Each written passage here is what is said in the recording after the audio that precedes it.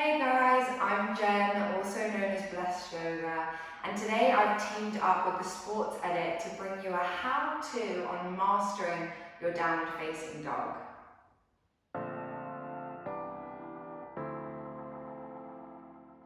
So down dog is probably one of the most well-known poses in the Western world of yoga.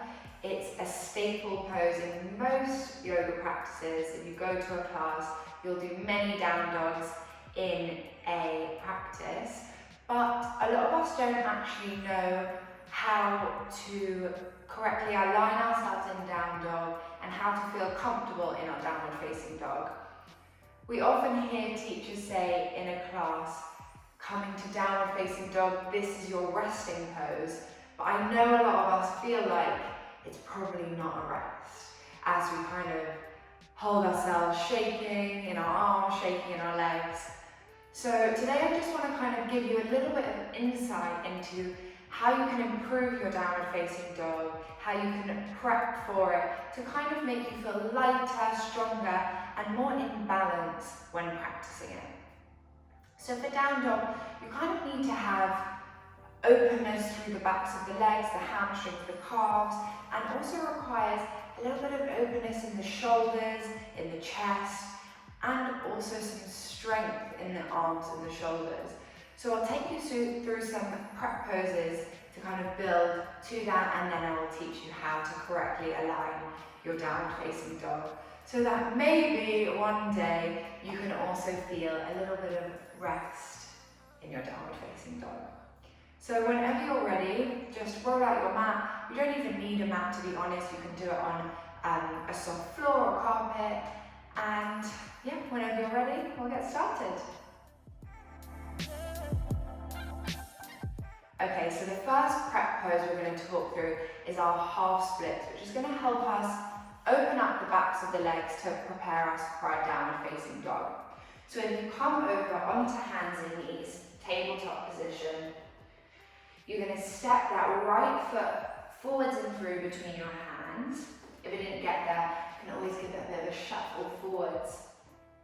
And then from your low lunge, start to send your hips backwards so that your hips are stacking over that back knee. Walk your hands back, straighten the front leg, toes can come up towards your face. And as you breathe in, I want you to lengthen through the spine, and as you breathe out, start to fold. Now, if you're struggling here to straighten through the leg, that's absolutely fine. You can always do it with a bent leg. But if you've got some blocks, or maybe even a stack of books or bottles to hold underneath your hands, you can take them to either side. And as you breathe in, that's just going to help you to lengthen through the back, straighten, and as you breathe out, you can fold from here. See, I much prefer to do the half splits with blocks because I just think it helps the back stay straight, doesn't cause any of that funny cramping or compression in the back. So we'll work from here, wherever you are, you breathe in, and exhale to fold. Taking 2 more breaths.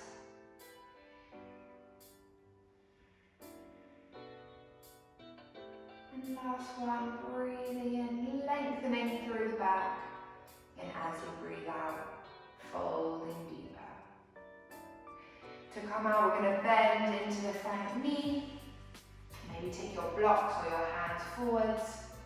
And then stepping that right knee back.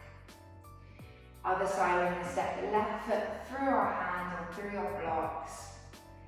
And then slowly sending hips backwards. Walk your blocks or your hands back. Toes come up towards your face, making sure hips are in line with each other and stacked over that knee. If you feel like you're sitting back a bit towards your heel, you can always wiggle the front foot forwards to realign yourself. As you breathe in, you can lengthen, and as you breathe out, start to fold.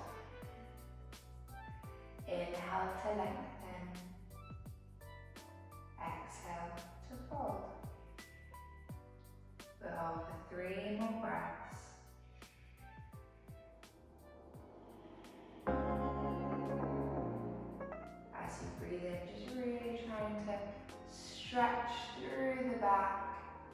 And as you breathe out, coming down, make sure your toes are still flexing towards your face.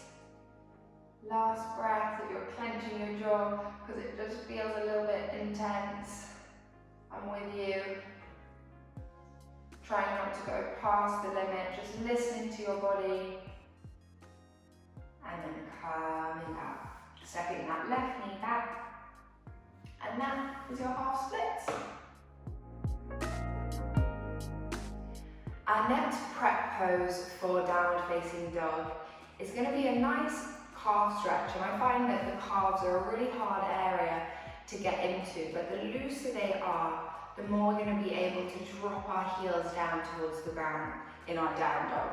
So if you come over, again we're coming from tabletop, hands and knees, making sure wrists are stacked underneath shoulders, knees underneath hips. We're going to step our right foot back behind us so our leg is all the way straight. Now I want you to look back at your toes and see if you can really tuck the ball of the foot underneath. So the ball of the foot is touching the mat. Now as you breathe in, you're going to rock forwards. And as you breathe out, you're going to use your weight to push you back and try and send that back heel to the floor. As you breathe in, rock forwards. And as you breathe out, just pushing back. Good. Inhale to come forwards. Exhale to push back. You should feel quite a nice stretch through the back of the leg, through the calf. As you breathe in, you come forwards. And as you breathe out, pushing back. One more like that on this side. Exhale, push back. And then as you rock back forwards, step that right knee in and we come to the other side. So you're going to step the left toes back, making sure the ball of the foot touches the floor. As you breathe in, rock forwards. And as you breathe out, pushing back. Inhale to rock forwards. Exhale, back. Just sinking that breath with the movement. Really giving it some welly to push back.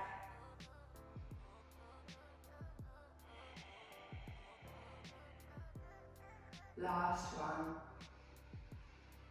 And exhale. Pushing back. Good. Stepping the left knee in. Give your arms a little bit of a shake. And that is your calf stretch. Because our down dog requires us to have a little bit of openness through the chest and shoulders, puppy pose can be a really great way to prep for that. So if you come across over into hands and knees, we're back in our tabletop, and then you're going to start to walk your hands forwards to the front of the mat, or the front of the room, walking hands forwards. Look back and just check that your hips are directly over your knees, so they're not too far back or too far forwards. They're stacked directly over the knees. And then from here, start to send your chest through towards the floor. Now you can either take your forehead down, or if that feels okay, maybe try taking your chin down and looking forwards. And we're just going to try and melt our chest down towards the mat. Remembering to keep breathing. Keep melting down.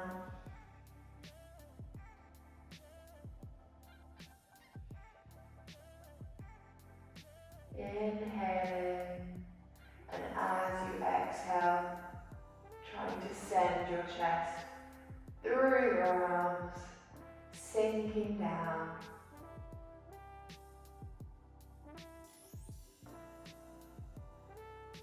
And just holding for one more breath.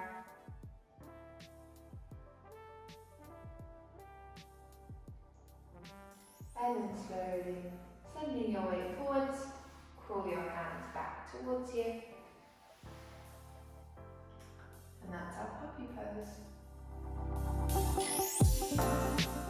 Okay, so our final prep pose for down dog is actually more of a drill than a pose, because I think we underestimate how much strength we use in the shoulders and the arms to hold a well-aligned down dog. So this is what I like to call dolphin drills. If you come over onto hands and knees, your tabletop, we're going to drop our forearms down towards the floor, tuck our toes under, and then start to lift the hips up towards the sky, pressing your chest back towards your thighs. You can keep as much of a bend in the knees as you need to. If you can straighten, great. If not, keep a nice soft bend. And then as you breathe in, you're going to press into the fingertips and see if you can lift both elbows at the same time. Now, if you can't, honestly, it's okay to lift one and then the other. But we try. We inhale, lift up, exhale, dropping down. Trying to keep as much control in the drop down as possible. If you slip, you can always walk back. Inhale to lift up, exhale, dropping down. Inhale to lift, exhale to drop. Two more. Inhale, lifting up, exhale, dropping down. Last one. Inhale, lifting up, exhale, dropping down. Then starting to drop the knees. You can walk your hands back towards you. Give your shoulders and arms a little shake. And that is our dolphin drills. Okay, so the moment has finally come for us to actually get into our downward facing dog. So I'm first going to talk you how to get into it, and then I'll talk you through all the alignment cues that is going to help you to master your downward facing dog. So if you come over onto hands and knees, tabletop, just like we've started everything today, making sure wrists are stacked underneath shoulders, and then you're going to step your toes back into your plank. And from your plank, I want you to start to send your hips all the way up towards the ceiling, sitting bones pushing back towards the back of the room, and then send your chest back through towards your thighs. Starting to focus now on alignment cues, we're going to look forwards and check with our hands that they're spread wide, but not too wide that you're straining through the hands. You want to keep them nice and flexible. Then checking with your middle finger that it's facing forwards and not at any kind of angle. Starting to energetically draw thumbs towards each other, which will help us to internally rotate our forearms. Now starting to think about your upper arms, I want you to rotate your armpits to face each other, which actually externally rotates the upper arms, almost like you're trying to hide armpits from the person standing next to you. And this is going to help us keep our shoulders well away from our ears. Then think about sending your chest just lightly back towards your upper thighs to create a nice flat back. With our down dog, we want to engage something called our Uddiyana Bandha, which is our abdominal lock. So think about pulling the belly up and under the ribs, which is going to engage that Uddiyana Bandha. If your back is rounding in your down dog, please feel free to bend into the knees, which is going to create enough space for you to push back and flatten the lower back to keep your back nice and straight. Then we want to think about internally rotating our thighs towards each other. So engage the thighs and rotate them in, and then start to send your heels down towards the floor. Now I know it can be a lot to think about, so feel free to keep rewinding it, taking it bit by bit, and just feeling what feels good for you in your down dog.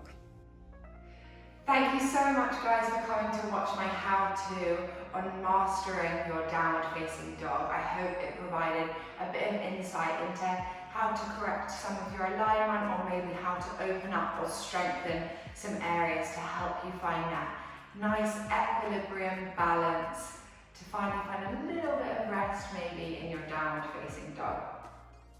Thank you so much also to the Sports Edit for partnering up with me to create this how-to. I will link this outfit in the description below. It's from Beyond Yoga and it's such a lovely soft set. They also sell these Yogi Bear mats at the Sports Edit, which are honestly my favourite mats to practice on. I hope you have a lovely rest of your day and I hope to see you back on the mat soon. Bye!